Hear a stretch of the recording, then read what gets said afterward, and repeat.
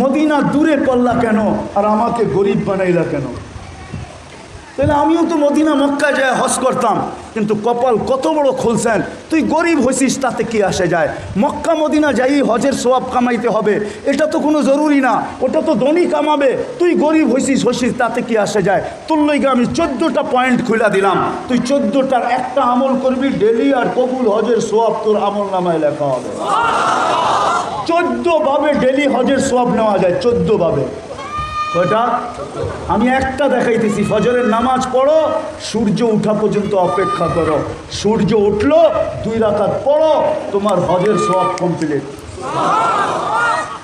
ও যুবক, তুমি বাহিরে হজের সওয়াবের কথা মনে উঠছে, ছুটা যাও বাড়িতে। কেউ যদি বলে তুই এত জোরে দৌড়াইতেছিস কেন? কয় তুই বুঝবি না, কবুল হজের সওয়াব নিব। বলে সেটা আবার কি? বলে যায়া মাকে দেখবো, একটা মুস্কি হাসি দিব।